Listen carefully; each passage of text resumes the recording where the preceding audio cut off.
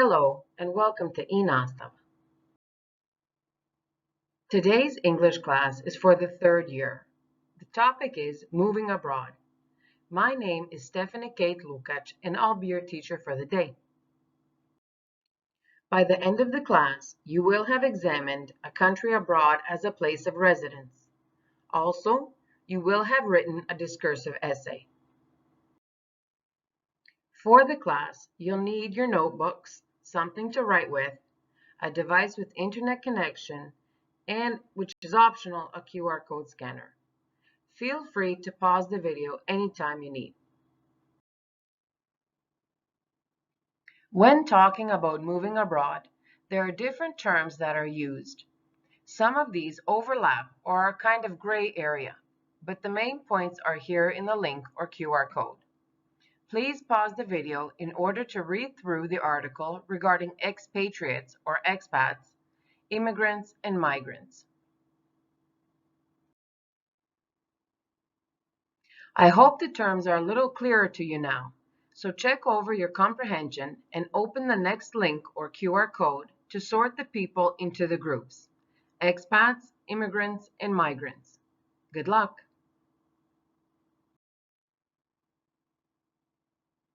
Now that we've warmed up a little, you all know that a hot topic over the past few years has been Croatians moving abroad in larger numbers. Have you thought about moving away when you finish school? Or do you want to build your life here? Have you thought about how many people all over the European Union move to another country as well? Or do you have the opinion that mostly Croatians have this issue? By opening the link, EU Immigrant, or using the QR code, you'll be able to read through an article regarding this matter. Before you pause the video, take a look at the next two slides so you know what to do along with the article.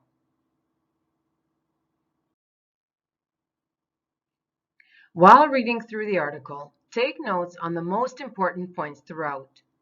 Once you have your key points, summarize them, condensing the information and highlighting what's important in your own words. Take a moment to think about your opinion when you've finished. Take notes on this as well.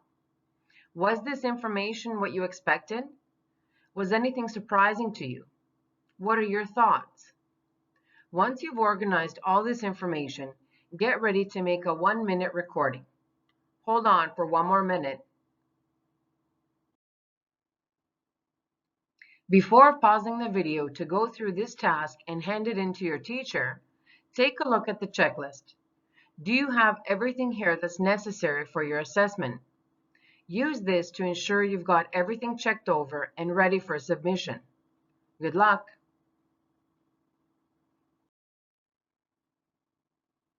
If you've ever contemplated moving abroad, it's not just pack your bags and move to wherever you want to go. You must plan and organize beforehand so that you take any unnecessary stress away from you. There will always be some type of difficulties when making this major change, but by watching this video, you can minimize the problems that might come your way. Take notes throughout, listing the tips they give for moving abroad. I'm sure you'll find them useful.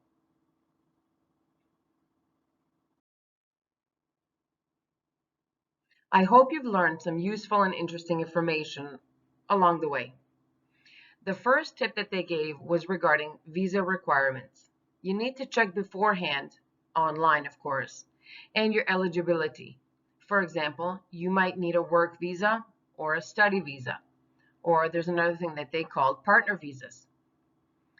Another tip, to join Facebook groups or any social media really, to go on to the expat groups. So you find answers to questions or to your problems. You can build a network and new friendships. Maybe you already know somebody who lives in the same country as well. Also, make a list of things that you'll need and that you leave behind. So you need to pare down or really decrease the amount that you're going to take with you. So you should have a checklist as well. There are weight and size restrictions when you're traveling. Also, it depends on how you're traveling, by plane, by train, or whatever. Another tip that they mentioned was to check about health insurance. It differs from country to country, and it might be provided through work, so you don't have to worry about that. With the next part, they were talking about finding a place to live. Now, you may have assistance with this through work. Some workplaces offer you a place to live, at least for the first little while.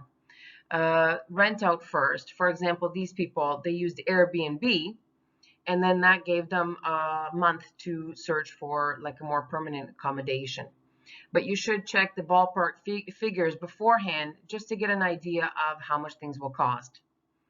As for banking and money, so you need to set up a bank account, check for affiliate banks overseas. I'm not sure if, well, the Croatian banks really have an affiliate, for example, in Canada or America or wherever, but it's always worth checking out. The next part that they were talking about, the credit cards with 0% foreign transaction fees. Again, I'm not sure if the Croatian credit cards or Croatian banks, I should say, offer this, but again, it doesn't hurt to check it out.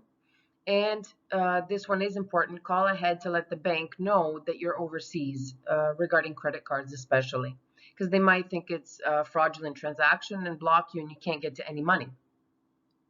The next part that they were talking about is the phone plan. So one thing was unlocking the phone so that they could put a local SIM card into the mobile phone, or some wanted to save their phone numbers. So this girl gave the cool option of Google Voice app if it's available to you. As for budget, so with every country is different, obviously, because things cost differently in different countries. But use the Facebook groups and Google to get an idea of what your budget may be, so you have a ballpark figure again. And be careful with currency conversion or foreign exchange. Some places are more expensive, so you're getting less money for what you could in a different place. Also, be careful that you follow what the conversion rates are.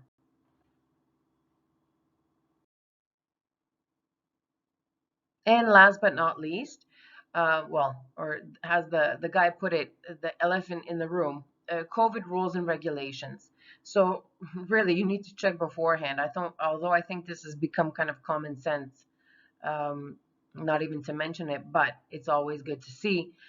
So you need to check regarding vaccination, testing regulations, the COVID passport, if you're allowed to even go into the country without testing, if the passport is enough, whatever the country has as their rules and regulations, just check over to make sure. Don't, by the way, don't take it by ear, like somebody said this or somebody's friend of a friend of a friend or whatever went to this and this country, they didn't need anything.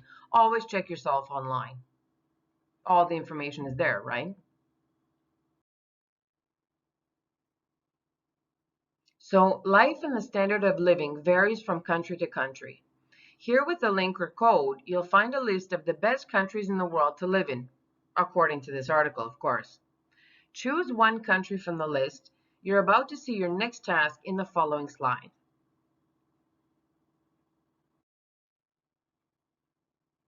You're going to make an infographic on the country that you've chosen. Research information on visa requirements, the cost of living, taking into account accommodation, utilities, how much food and drinks would cost, along with entertainment, that kind of thing. Since we're living in the time of COVID, take a look at the COVID regulations this country has. Could you find out about what the best and worst things are about living there?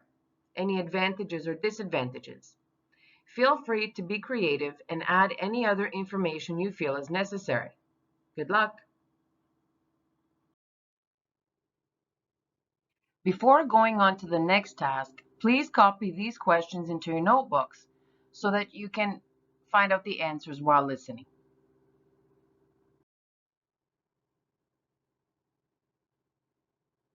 Now listen up. Okay, so this is my story about why and how and all this kind of stuff I decided to move abroad. So my decision was based on, well, curiosity, and I wanted to make a lifestyle change and I wanted to try it out for like a new adventure. So once I finished university, I packed up my bags and I left for Croatia. What attracted me the most was the different lifestyle, more laid back. more family friendly, this kind of thing. When I came, there were some problems upon arrival, mostly with documentation and all the bureaucratic stuff that goes on. I had to go through many different channels through, well, mostly the police department to get my papers and my personal ID card, changing my license over, all this kind of stuff. But the bureaucratic red tape was just huge, and that was the main problem. And the waiting game. I had to wait a long time. Well, for my documents, but even longer to get my diploma kind of transferred to this new system. So that was the biggest thing. So my patience was tested, I have to say. I'm not the most patient person in the world, but I am stubborn. So this kind of helped me out as time went on. The differences from Canada, I mean, they're huge. It's not just about the life standard and about the paychecks. Everybody kind of thinks about that right away. But it's just like people work here and they work hard, but they also enjoy life. And it's not like the rat race where you're running around from morning till night and just trying to get things done, this kind of thing. So that for me is the number one difference. Also, safety. Especially now, I mean, when I came here, I didn't have children, I didn't have a family, I was single, and I was much younger. But safety is a huge issue as well. For example, I don't worry as much letting my kids go out to go play or whatever. This would not be an option in Canada. There are many things I could go on about, but we don't have that much time. As for contemplation about returning to Canada, I mean, I don't think it's normal if you never ever contemplate returning to your homeland. So I have the odd time, more so when I was younger, not so much lately with my family. But I think that's just like a normal part. You can't not ever think about it. You get homesick, nostalgic, this kind of thing. Regrets about moving. Now, when it comes to that, I can't say that I have any major regrets. There are some things that I would have changed or that I would change now if I could go back in time. But as to like moving to Croatia as a big regret, no. Another thing, I mean, if I regretted it that much, I would just go back. So even though everybody thinks like, oh, you're crazy for coming here and why and blah blah blah, I get that every single time when they hear my name, where are you from? They hear my accent in Croatian, but and then they're just like you're kind of nuts. Um, I think when you weigh in all the pluses, all the minuses, because there's absolutely nowhere in the world where you've got milk and honey, and you got money growing off the trees. You have to work wherever you are in the world. People have hardships anywhere in the world, whether it's Canada, America, any kind of promised land, Germany, wherever. You're going to come into some kind of hardships. So expecting culture shock and expecting it not to be the same as your native land, then your kind of trip becomes much smoother. Not trip, but I mean, your residency there, whether it's temporary or permanent. So that's all from me for now. If you hadn't figured it out, it's my story from when I moved from Canada to Croatia, hence the pictures in the previous slide. One thing I forgot to mention, I didn't need any visa because while I was still living in Canada, I had obtained my Croatian citizenship because my parents are from Croatia. So I had already had the dual citizenship. Canada allows that. So I didn't have to get any visas ahead of time or anything like that. I hope you enjoyed the story, by the way. So let's see how you did.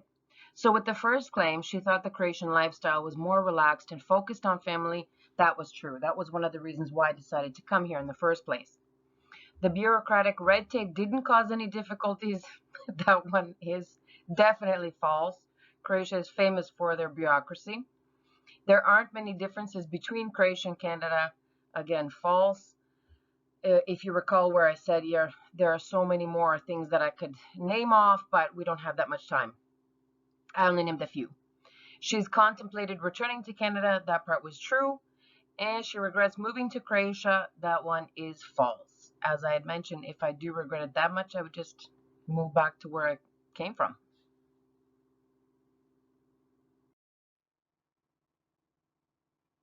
Some people feel living permanently in their native country is the best option. Others think moving abroad is the more desirable choice. Discuss these views and give your own opinion.